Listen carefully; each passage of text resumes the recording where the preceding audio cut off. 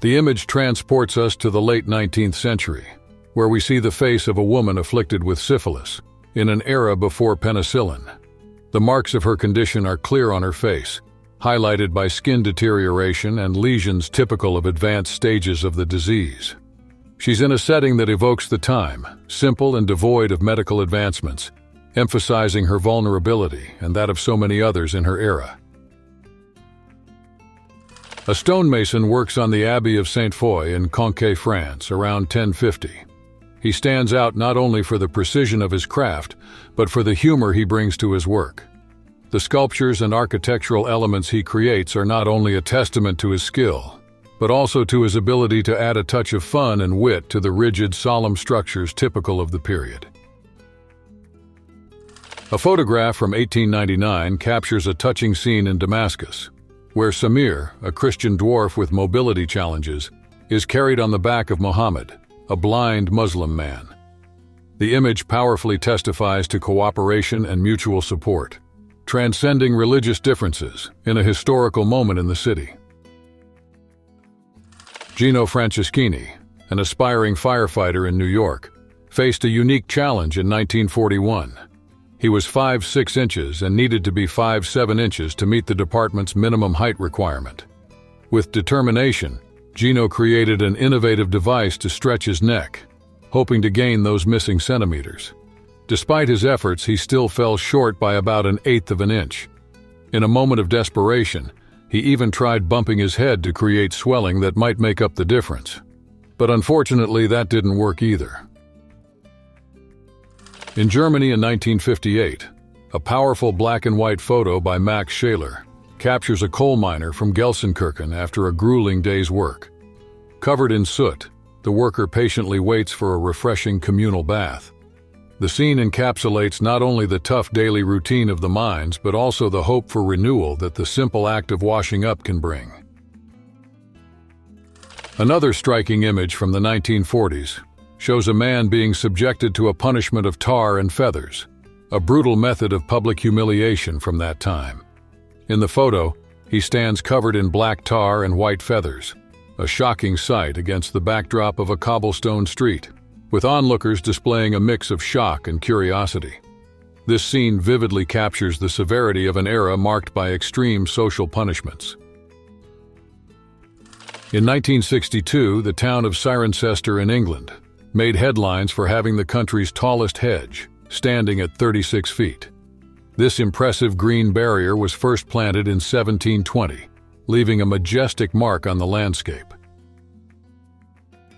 The tragic story of Genapil, the last queen of Mongolia, reflects a dark period of cultural persecution under Stalin's regime. In 1938, she was executed, an event symbolizing the oppression suffered by Mongolian culture as the country transformed into a Soviet satellite state. Interestingly, her image and story inspired the costume for Queen Amidala in the Star Wars saga. In an emotional reunion in South Korea, a mother embraced her son, a prisoner of war who managed to escape from a camp in North Korea. This moment took place shortly after the official end of the Korean War in 1953, marked by the signing of the Korean Armistice Agreement, which brought an end to the intense conflicts in the region. Max Schreck took a moment to rest between takes on the set of Nosferatu in 1922. Even dressed as the sinister Count Orlok, the actor allowed himself a brief reprieve, sitting quietly away from the cameras. Still in his vampire makeup, his calm expression provided an intriguing contrast to the terrifying character he immortalized on screen. In the early 20th century, a shocking photograph of an X-ray technician from London's Royal Hospital went public, revealing the harmful effects of radiation exposure. The image clearly showed injury marks and accelerated aging on the technician's skin, with dark spots and a rough texture, evidence of the consequences of working without adequate radiation protection. Fukushi Masaichi, a Japanese doctor, was known for his unusual collection of tattooed skin. These skins, legally acquired after the individual's deaths with consent from their families, mainly came from prisoners or Yakuza members who had elaborate and meaningful tattoos. In return, Masaichi provided financial compensation to the families or representatives of the deceased, maintaining a collection that deeply reflected Japan's traditions and body art. Originally proposed by Louis XVI, the guillotine was designed to make executions less painful for those condemned to death. This device, notorious for its efficiency and speed, was adopted in several European nations. In Germany, for instance, a variation called the Fallbeil was developed. However, over time, especially in the 20th century, the use of the guillotine began to decline, reflecting growing discomfort with capital punishment. In a glimpse of 19th century Japan, a samurai dressed in full armor embodies strength and tradition. The armor, made of layers of metal and lacquered leather, is both a work of art and a piece of battle equipment. His helmet, adorned with elements representing his clan, and the facial mask give the warrior an imposing presence. The protective plates, along with silk cords, provide a balance between defense and flexibility, symbolizing the values of honor, loyalty, and discipline that are the foundation of samurai culture. In 1899, the pioneering work of French biologist and photographer Louis Boutin made history by capturing the first underwater portrait. This experiment required his colleague, Emile Rakovica, to remain perfectly still under the waters of Bagnols-sur-Mer for a lengthy 30 minutes, a considerable challenge given the context and technical limitations of the time. Edward Llewellyn pulled off an incredible feat by single-handedly catching a 425-pound black sea bass, breaking the world record.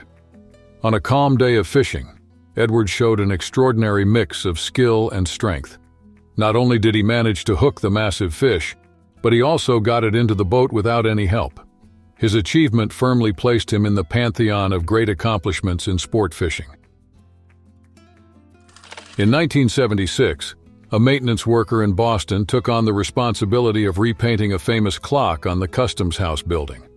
This clock, a landmark in the cityscape due to its historical and visual significance, was carefully restored. The fresh coat of paint aimed not only to beautify the clock, but also to ensure it continued to serve the residents and tourists of the city accurately.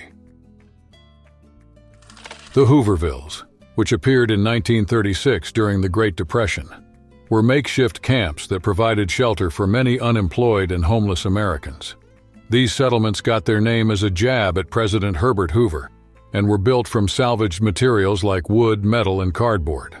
Located on the outskirts of cities, these communities had no basic services and faced huge daily challenges. However, they became symbols of community solidarity and resilience during one of the hardest times in American history.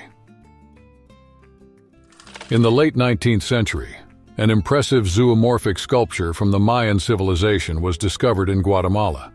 This sculpture is richly decorated with images of mythical creatures and gods, showcasing the remarkable talent of Mayan artisans of the time.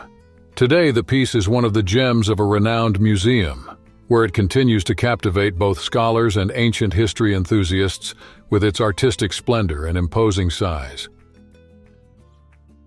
Chung Ben-hwa was a guerrilla fighter who stood out in the Chinese resistance against the Japanese occupation.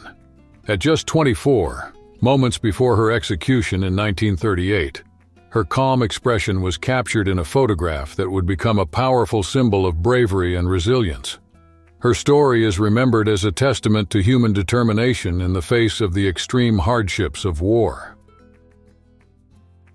A photograph taken by Leonard Freed in 1957 captures a quiet moment of commerce in post-war Germany, with a boat sailing down the Rhine in Dusseldorf, transporting barrels of whiskey. This image offers a fascinating glimpse into daily life and the region's economic recovery during those years. In 1964, the completion of the Chase Manhattan Bank building in New York was a remarkable milestone.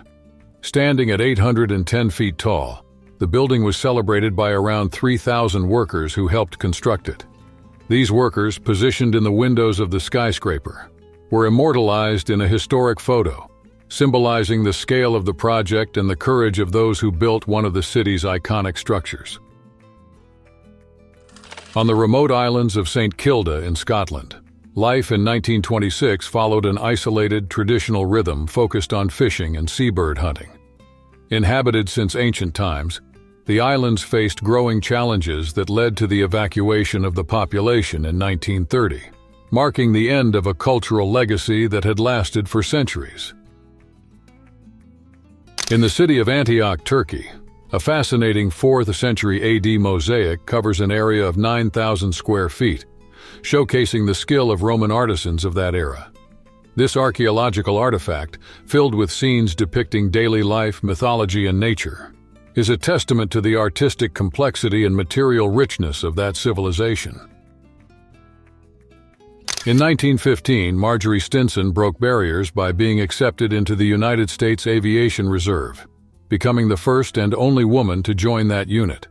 Her involvement not only challenged the social norms of the time, but also paved the way for future generations of women in the military and aviation.